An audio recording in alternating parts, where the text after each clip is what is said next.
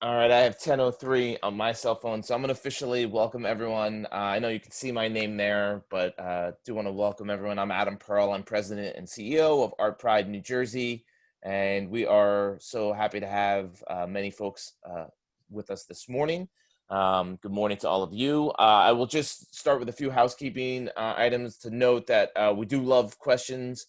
For us and for our panelists, there is the question and answer Q&A feature at the bottom, and that's your best opportunity to put in questions. And there is the chat feature, so keep an eye on that if we have URLs to share. That said, don't worry too feverishly about taking notes. We will make sure we put this up on our website later today. It is recorded, and the ArtPride staff, the terrific ArtPride staff that are all with us this morning on the webinar, will be loading that later.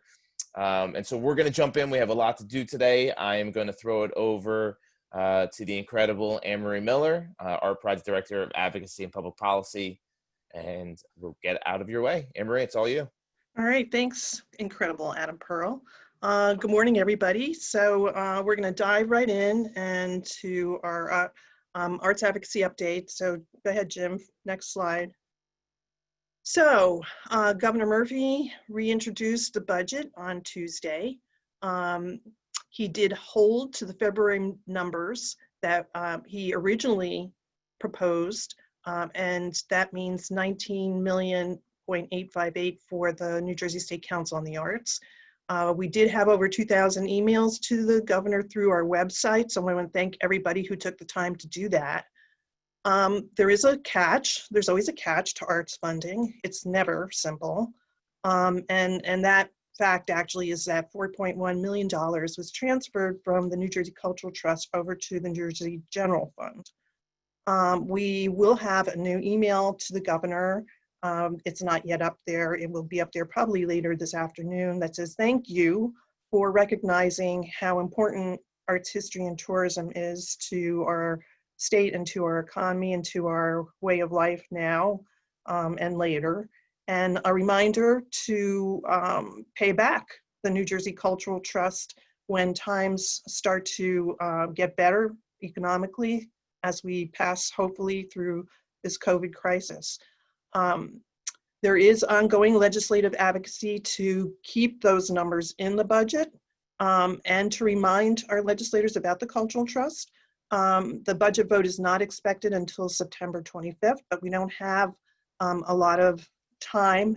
You know, as you can see, it's a month to get that moving. So, you know, there will be emails on the Act Now page, action alert page of the ArtPride website, and we'll be asking you to continue that advocacy as we move forward. We are doing some key legislative district meetings with legislators through Zoom with advocates from arts history and tourism. We've already done a few of those and they've been very successful. So we'll just keep moving forward. Next slide. In the meantime, there are several other things that you can do and that we're offering at artpridenj.org. The Arts Action Fund, as you may know, has a new national campaign on Arts Vote, where you can take a pledge in terms of, you know, you're pledging to vote. When you do that at the artsactionfund.org /artsvote, you also get access to a bunch of graphics. These are designed by the well-known muralist and graphic designer Shepard Fairey, and you can use them as Zoom backgrounds, promote them on social media, and the link to this you know, is also on the slider at ArtPride New Jersey, where if you click on the slider, what you'll also find is a PDF that has all of the rules and regs regarding voting in New Jersey, specifically to voting in New Jersey, because as you know, things are changing with mail-in voting, and you can find all the information you need there. So please go to our website to do that. Next slide, please. So another new feature is that we have a petition. This is a letter to our senators. While Senate is out of session, they'll be back in September, right after Labor Day. And the new stimulus package has not yet been resolved. There's a petition that goes to our Senate asking them to support performing arts venues through both the Save Our Stages Act and the Restart Act. So it's something that you can do quickly and easily. And, you know, we've only had it up a day and a half. And when I took the screenshot, there were 320 signatures. I'm sure it's up higher than that right now. But we will deliver this to our senators as soon as they get back into session. They've been very supportive of the arts, as you know, but this is a way for us to put some numbers behind the request. So there's the arrow, you know, it's add my name, and it's very easy, and you can add a comment if you'd like. And it also points you to the action where you as an individual can also email Congress asking them to support all the other measures related to COVID relief moving forward as they consider the new stimulus package. So next slide, please. So Save Our Stages and Restart, there are differences to both acts. I just wanted to make the point that we are supporting both legislation pieces. They have not yet made their way into the stimulus package. This is a way to put a highlight, you know, shine a light on the fact that these are necessary pieces of legislation that need to find their way into the stimulus package because otherwise our performing arts venues will disappear to some degree because they have not been able through the current stimulus package in many cases to take full advantage of the other resources, including PPP. There have been restrictions in many different ways. Next slide, please.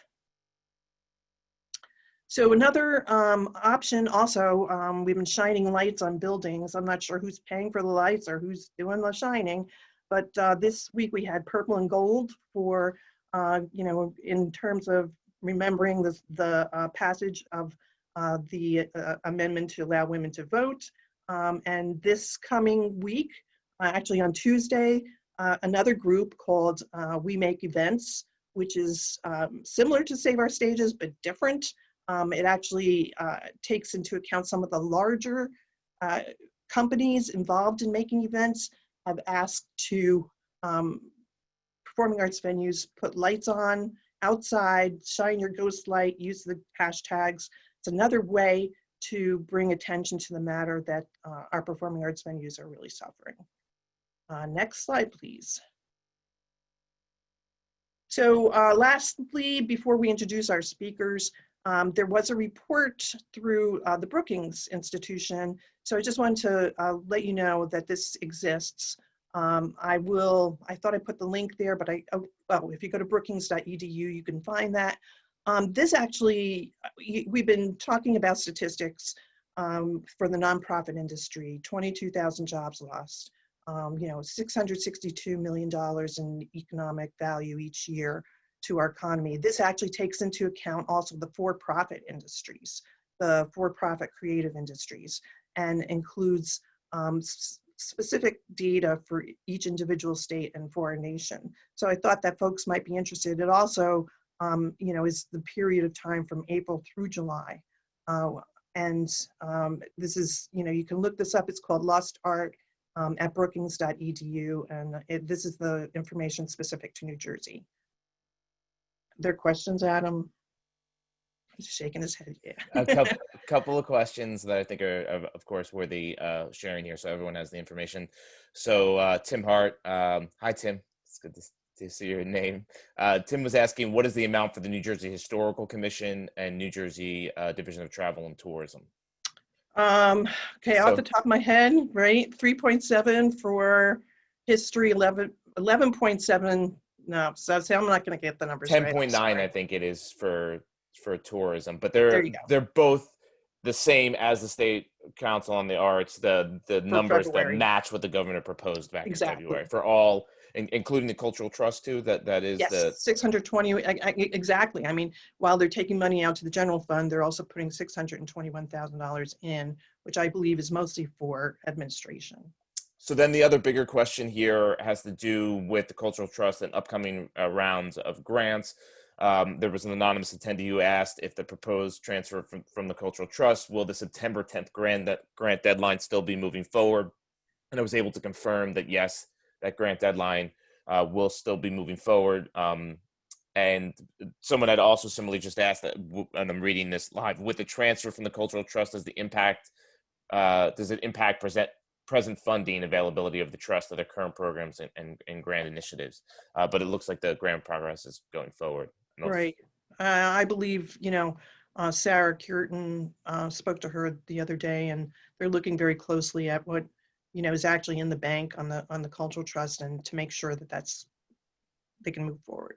Yep. And if you're working on a Cultural Trust grant, keep on trucking. Yep. Okay, I think that's it for questions. If some more pop up, we can always grab them at the end, Anne Marie, but I'll throw it back to you to introduce our guests. Okay, we have a great panel this week, and so here we go. Introductions. So it's my pleasure to introduce number one, the woman who needs no introduction. I think that's what the governor always says for the Department Secretary of Health, Allison Tratner, Executive Director at the New Jersey State Council on the Arts. Also, I'd like to introduce you to Evie Colbert. Evie is president of the Montclair Film Festival, and she was appointed to the Governor's Restart and Recovery Commission. Please know that she has taken her job, this is a volunteer job, very seriously, and is an amazing advocate for the arts and culture. We're so very fortunate to have them with us this morning to share information. So I'm going to turn it over to Allison. I think I'll jump in first. How about that, Allison? Is that okay? Well, before you start, I am going to share my screen, if that's all right.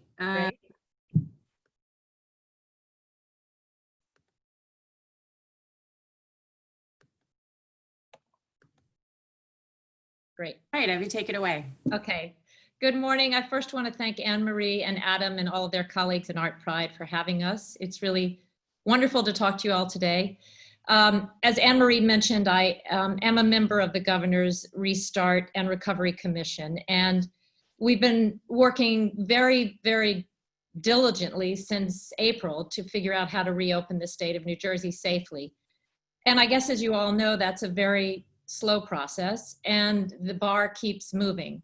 So I'm a member of a subgroup on that commission called the Social Services Committee, and we have focused our attention on safe transportation, getting New Jersey Transit safe, and the safe opening of the schools, addressing the digital divide, making sure there's broadband access, and we were also tasked with the arts recovery.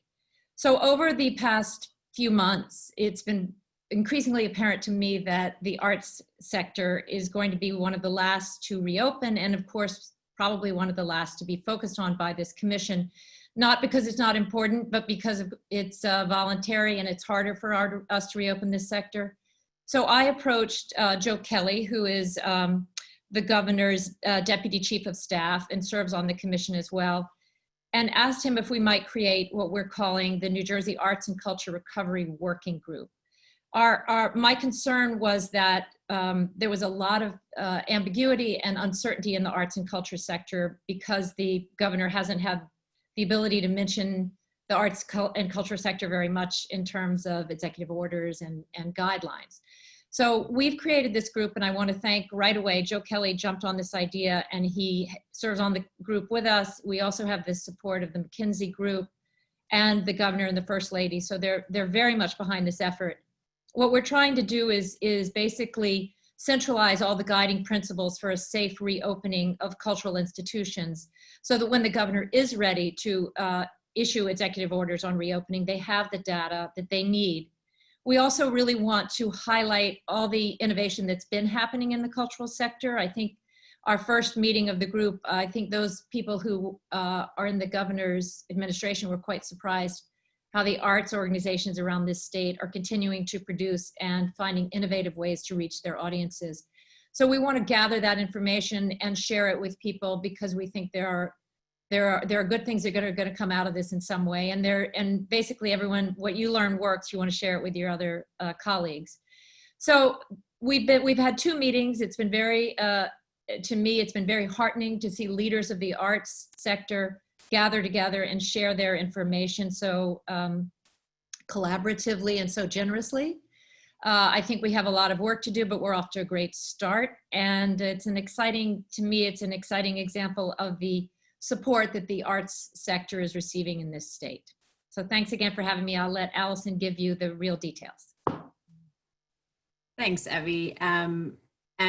You know, Anne Marie said that Evie is taking this role really seriously, and I have to say, I am so incredibly grateful, Evie, to you for the leadership you're showing here and truly the partnership. I think that the collaboration is really exciting, and this, what we're about to talk through real quickly, is really thanks to you. So, of course, the administration as well, but without your voice, this doesn't happen. So thank you. So you can see the mission here as Evie described, and I'll just go on. These are the members of the committee. So as you can see, many of these faces will be familiar to you. It was our goal to create a committee that is reflective of our sector's great diversity, both including cultural diversity, artistic, geographic, professional skills. We want to bring together people with expertise in all different areas so that there'd be no element of the sector unconsidered. So each member is well positioned to not only bring their own expertise to the table, but to tap into the networks that they represent and that they can access so that we really can make sure the work we're doing here together is comprehensive and as inclusive as possible. The group's intentionally sort of relatively small because we're hoping to get work done quickly. And to that end, we are supported, as Evie mentioned, by an incredible team, which includes, you know, people from the McKinsey group, but also the governor's staff. We learned really early on that there is a small but extremely smart group on the governor's leadership team that has been tasked with creating industry-specific guidance and resources across the board. Now, they're not experts in any one industry. They'll be the first to tell you that, but they are truly excellent at listening and learning, synthesizing information, collaborating with different industry leaders, and that's where we come in. So one of our most important roles as part of this working group is to ensure that the governor's team, as they work to create policies and strategies and guidance for reopening, and even sustaining or helping us to sustain this industry until reopening is safe and possible, it's our job to make sure they know what we need. And that's really what they want. They want to hear from these professionals and beyond so that they can help create policies that actually work. So Evie mentioned we are brand new. We've had 2 meetings. Certainly we are learning as we go. Most of us, if not all of us, have never been on a recovery working group before. It didn't exist. And so we have the support of these excellent administration representatives and the McKinsey team and all of the leadership that is brought by the members. We're brand new at this, but what we're not brand new at, as artists and arts administrators, and as you saw from that group, we're representing leaders from museums, theaters, performing arts centers, artists, teaching artists, community anchors. There's a real diversity of roles on that group, and they're seasoned people who continue to work through this pandemic. Their doors of their institutions are mostly closed, but these, the creativity and the service provided and the experiences they're providing, that's certainly not stopped. So while all of us in the sector continue to work to deliver on our missions and stay connected to communities, we're also planning and budgeting and replanning and rebudgeting and replanning and rebudgeting for what safe reopening could look like. So you'll see here between our first meeting and our second, some of the members of the group, and also from beyond, those that we reached to who also are not on this group but have been really proactive in creating plans and policies for what safe reopening could look like. We submitted all of that information to the governor's team. The goal is not for that information to go public, not at all. It's really part of this internal learning process. And the governor's group has taken all of that information. And like I said, they're expert synthesizers. What they're doing is they're taking all of this information and they're contextualizing it. What's happening globally? What's happening nationally? What are the health officials in our state saying? And what do we know has worked? And so also, what elements of the plans that they're seeing from these arts and culture leaders, what elements of them align with executive orders that the governor has already put out, but maybe the language in those EOs doesn't align with arts and culture language. So we don't think to know that it might apply to us and how we could move forward.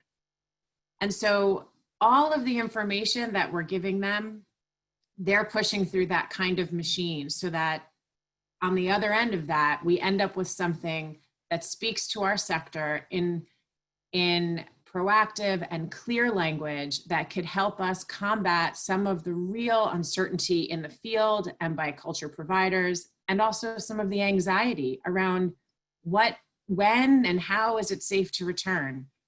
You know, the element of safety is important for artists, for staff, and facilities, for the public, absolutely. But there's also this element of anxiety. We want people to feel confident that we're ready, we're safe. When it's safe, we are ready, and it's okay to come back. So this work will continue to evolve. And in order to get to that point where I mentioned, we want to try to be really effective and move as fast as we can. We're taking this group and we're breaking it into 2 subgroups. We're taking our mission, we're pulling it apart into 2 buckets. And so, you know, these two brief explanations that you see here this is the mission and goals of each of the 2 different sub-working groups. There's a through line for both of them. The through line first is communication and collaboration, like I just mentioned. We want to make sure that there's clarity out in the world about what is happening, that people can feel safe to come back. We want to make sure that we address with unified language that really shows that this sector knows what we're doing, and it's okay to come back. And what's also a through line between each of the subgroups is the idea of equity. You know, as the sector moves to reinvention and adaptation, it's also an opportunity to examine and reinvent the policies and the practices that we learn now don't serve us and don't fully serve our communities. And so as we look to reinvention, this equity lens is applied to everything we're doing. To go a little bit deeper, just for greater clarity, the centralized information subgroup, they're going to be focusing on contextualizing the information that we're gathering with the help of the governor's synthesizer magicians. We're going to help to, or work to establish a clear, reliable resource that will be available online, and it will be for the arts sector to use and the public to use to access information on safety, behavior, and protocols.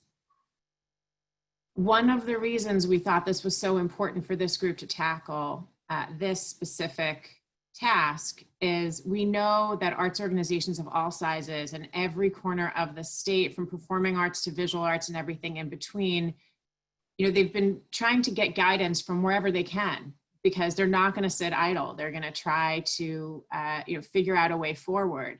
And a goal of this group is to try to take out the guesswork, really try to be the centralized place for information that's reliable. And the sustainable innovation piece, this subgroup is going to work to acknowledge and promote all of the amazing creativity that's already happening, all of the ways that the art sector, that artists and organizations have adapted what they do to be virtual. We know that a lot is already happening, and we want to make sure that the public knows and that the work is valued in all the ways it needs to be for it to be sustainable, including financially. This subgroup is also going to encourage continued innovation. The creativity and innovation that's happening here, it's undeniable. And it's really, as Evie said, when we gathered for the first time and so many of those on the call started to report on what they're already doing, the team from the governor's office was truly amazed and bowled over. And so we want to continue to get the message out that there is so much happening. It needs to be sustainable financially, of course, and it also needs to continue to grow so that whatever reality we're facing, this sector can sustain itself. And so I think that's probably enough talking from me. I'll say here you have a glimpse of how the groups break out. Like I said, many of you know the people whose faces you see on the screen. I'll encourage you that if you have questions about anything that we're talking about here with the Arts and Culture Recovery Group, please feel free to reach out to me. As I said, we're learning as we go. We're truly grateful to Evie and to the administration. I do believe, as Evie said, this really underscores that the administration understands that a true recovery for New Jersey means a recovery for the arts sector. With that, I'm happy to take any questions. Thank you, Evie, and thank you, Allison, so much. So it looks just like one question popped up. And I know with a committee, it's tough to get, complete representation, but Megan Powers was asking, said that is really surprised that NJSO is not on this committee. Is there a reason? And so if you could speak maybe a little bit about how the committee got put together, but also to the communities of practice that the Arts Council is putting together, because I know I'm in one of those, and those are exceptionally helpful as well. Oh, great. Sure. I mean, I am in regular communication with Gabriel at the New Jersey Symphony Orchestra. There's no real reason that the Symphony Orchestra wasn't included on here. There are certainly large organizations included on here, especially from Newark, right? Even though I know that's their home base, but not their only base. There's no real reason NJSO isn't here, but like I said, we did try to keep the group small so that we can be as effective and move quickly. But again, NJSO's voice is absolutely heard and considered on a regular basis. And then as far as communities of practice, Adam, is that you wanted me just to explain what they are? I was just pointing out that there's a whole bunch of different ways you're listening to the field. Fair enough. Thank you. Right. So I guess one way that we do hear from the NJSO is that we meet weekly on Wednesday mornings with what we call the anchor institutions that are part of the council's grant-making community. We meet together with them so that there's about 25 leaders from these largest institutions that come together to talk through best practices, issues they face. The goal of that group is to really build or help to strengthen the relationships that already exist, make sure they know each other and can talk to each other. And it helps us at the council learn about their most pressing needs and the things they see as opportunities. We certainly talk a lot about reopening these days and all of the things that they face. As Adam mentioned, it's not the only community of practice that we've established. We have one for education in the works. We have our brand new service organization community of practice. And we also have one that's for the smaller capacity organizations that have capacity building in mind. And so, I mean, just to say, this is a program of the council that we hope to build out as resources allow. And I'm glad it's valued, at least by Adam.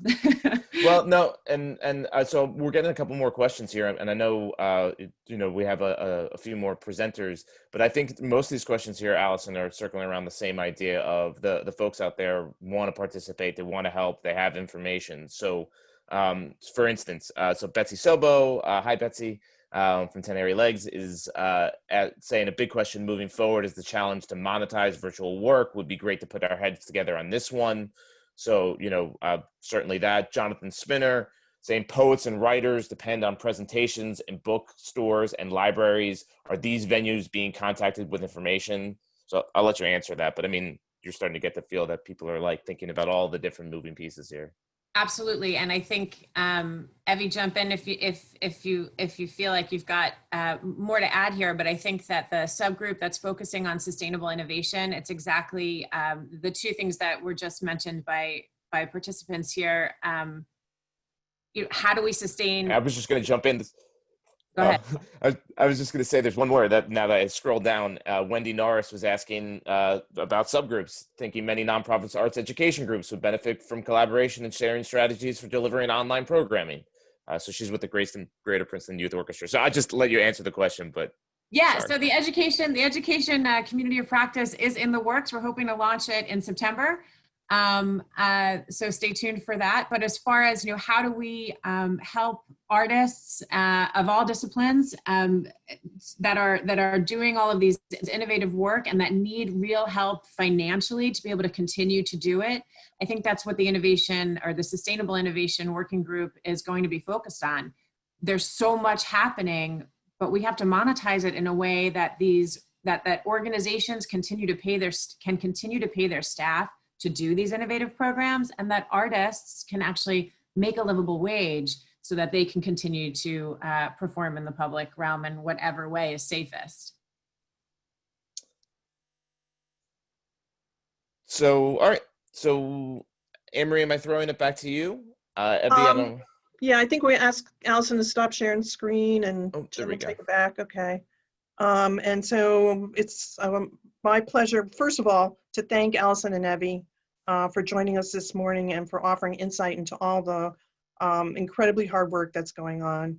I want to correct myself in terms of the Cultural Trust. The $621,000 that the governor has appropriated is not for administration at all, but goes towards the contribution to the trust and its match. So now it's my pleasure to introduce Sharnita Johnson, Program Director for Arts at the Geraldine R Foundation, and Jeremy Grunin, President of the Grunin Foundation. They are both responsible for lead gifts to the New Jersey Arts and Culture Recovery Fund that was publicly announced last week. And they are here to offer more information and answer your questions, which we will ask you again to type into the Q&A box at the bottom of your screen. Welcome, Sharnita and Jeremy. Thank you, Anne-Marie, and I want to thank the ArtPride team for inviting us to come on and talk about the fund. And I also want to echo the sentiments of my colleagues around just the unprecedented collaboration that I've seen in the arts and culture sector around the pandemic. I think that we've been working together in ways that we never have, and I think that we'll continue to do that. I also want to sort of talk about the, how the fund was established, because we've been working on it. We obviously announced last week, but we've been working on developing and funding for the fund for months now. And it started really with a convening that my co-chair of the New Jersey Arts and Culture subgroup, of the CNJG affinity group, Tammy Herman, convened of arts funders around the state, because we had really started to initially see the devastation that the pandemic was having on the Arts Fund right away. And the Arts Council and ArtPride partnered with others to do a 30, 60, 90-day study of the impact that the pandemic was having on the arts and culture sector. And the early numbers indicated that there was a possibility of up to $25 million in losses, which I think is dwarfed now in the reality of what the losses are. So we initially pulled together the affinity group of arts funders in the state to, number one, share the data around what we were finding out about the losses and the impact the pandemic was having on individual artists as well as arts organizations. And we had unprecedented participation in that first Zoom call, which was probably late March or early April. And we were talking about the impact. We were thinking about ways that we could collaborate as a sector. And by that time, sort of a lot of emergency relief funds for arts organizations had really started to emerge. And we floated the idea of New Jersey creating an arts and culture recovery fund with members of the Council on Foundations and others, individuals, corporations around the state, and we received, again, a lot of interest. We hosted 2 calls, and again, had lots of participation, floated the idea of creating a fund. Jeremy Grunin stood up on the very first call and pledged support. And by the second call, he had pledged additional support. I'm thrilled to say that the Dodge Foundation was able to invest in the fund, as well as the Prudential Foundation. And we were able to raise fairly quickly about $600,000. And we've been very fortunate to have received a gift, a matching gift from the Pandemic Relief Fund. So with that is how we launched the fund. As a longtime statewide arts funder, Dodge certainly understood the importance of developing this fund and supporting the sector. But Jeremy had a really different story. He's a place-based funder, but as I said, jumped in right away to talk, to think about how they might support the fund in a significant way. So with that, I'd like to turn it over to Jeremy for him to talk about why he sort of came out of his place-based thinking around their grant making to support this statewide fund. Thank you. And so first of all, let me also thank the folks at ArtPride for inviting me and for giving us a few minutes to talk about the work we're doing here. Listen, the reality, the truth is that anything that Sharnita is part of, I really just want to be part of. So that's first and foremost. But really what it comes down to is, as a place-based funder and one that focuses primarily on economic impact and ecosystem change, we see the value of the arts as an economic driver for in our case, Monmouth and Ocean County. But we also understand that the arts transcends borders. It's not about just Monmouth and Ocean County. It's about having folks throughout the state who contribute to each of our arts organizations. We know how many traveling artists there are, how many teaching artists there are, how many folks go from venue to venue and from facility to facility, bringing unbelievable culture throughout the state. And so, living in a vacuum at a time like this is really just not going to work. So I also knew that, quite frankly, being a president of a family foundation and having my board meeting typically goes like this. Hey, Dad, I thought I'd be really interested in funding something like this. What do you think? And he says, you think it's a good idea? I say, yeah, it's a good idea. He goes, all right, let's do it. So it's a lot easier for us to unlock funds than it is for a lot of the larger funders. And so we thought that by coming out of the gate first with a substantial, significant gift, that would be a leverage point for other organizations to be able to jump on board. And it's worked out well in that way. Listen, I also, in the spirit of full disclosure, I'm the chairman of the board of the Count Basie Theater as of September. And so I do have my individual arts organizations that we work very closely with and that we fund. But I don't believe that this fund is an either or strategy. It's not that you have to choose whether you're going to fund the local arts organization that you love or a state arts fund. It's about understanding that the sector as a whole needs your help and needs all of our helps, and we have to work together. You've heard a lot about collaboration on this call so far, and this is just another area. We have so many great folks that are willing to step up, and we want to make sure that we give them all the opportunity at a time like this when the sector really needs them. So with that, I'll shut up.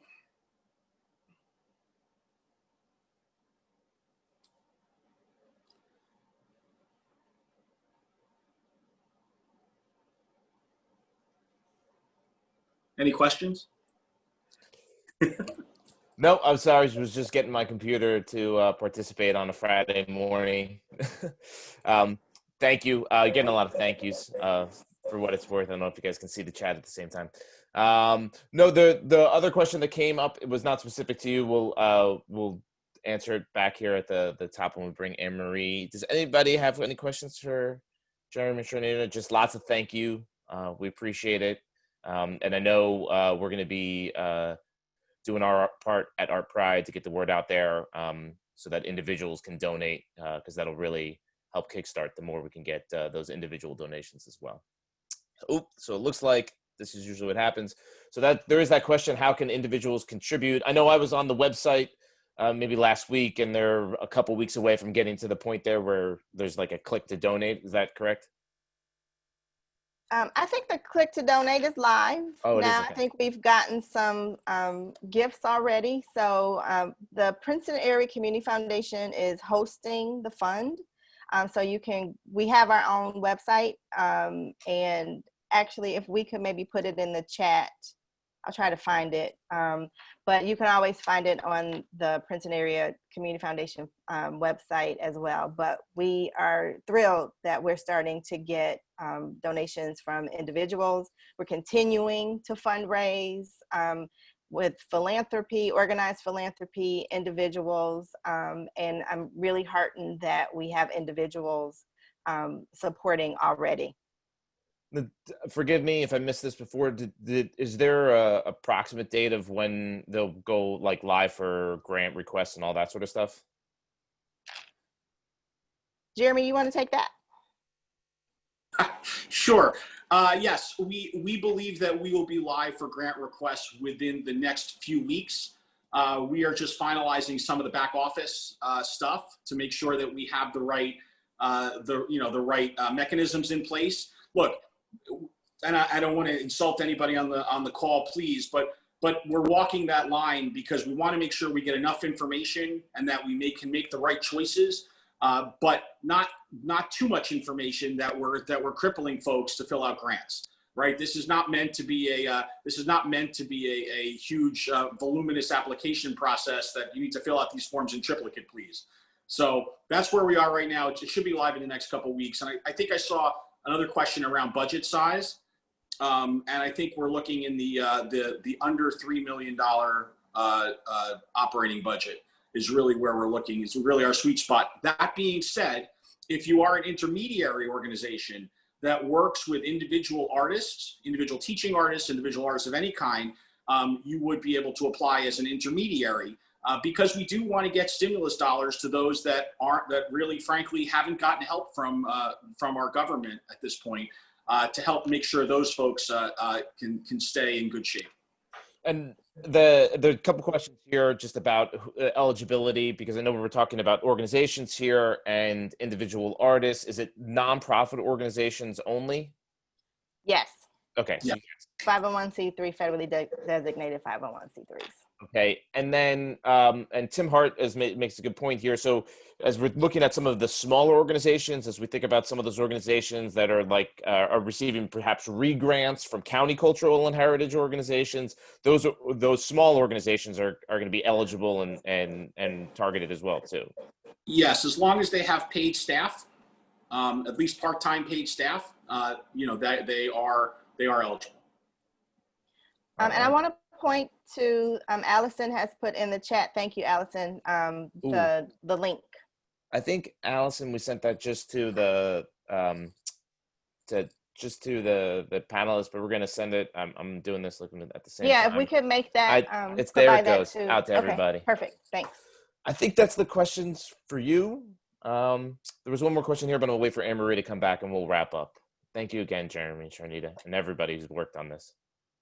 Our pleasure. I want to thank you too, Sharnita and Jeremy, for your generosity, and also for your leadership, and Allison and Evie for your time and your leadership as well. So next slide, Jim. So don't forget, keep Jersey Arts alive. It's been getting great play on social media. Go to keepjerseyartsalive.org. Share all of the tools that are there for you, including the statistics. Use the button right now to act now and remind your legislators how important the arts are to us in all different ways, shapes, and forms. And that's most important right now. Next slide. Reminders that we have Jersey Arts events at home. And next slide, Jersey Arts events live now. which is brand new, and will give you information about what's happening, live events that are emerging. And yes, new models for sharing and presenting the arts are happening all the time. I am like floored by how, people have looked beyond outside the box as to ways that the arts can be there for people, especially now. Yeah, Anne Marie, we had that we did end up having one more general question that came up from John Keith Davis, who was talking about the prospect of nonprofit arts venues and events using this time to change their business model away from financial dependence on packing in crowds. And to your point, I think arts organizations all across the state are taking this opportunity to be innovative and think about what that new future is going to look like. And the more we can do that together, the more successful we'll all be. And last slide. So I want to thank everybody. I want to thank Jim for being the God behind the scenes there, making sure we get on time, that everybody has their role, puts up the poll in terms of how helpful this has been. Thank everybody for tuning in. Thank you, Adam, for handling all those questions. Next webinar will be our 15th. We have an anniversary to celebrate. We've been doing this since the beginning of April. Never thought we'd be doing this, but I think and I hope that it's been helpful to all of you. So have a great weekend. Yes, thank you, everybody. Thank you to the ArtPride team and Anne Marie, to a number of our funders, the Arts Council, Grunin Foundation, the Dodge Foundation, and we will see you soon. Thank you, everybody.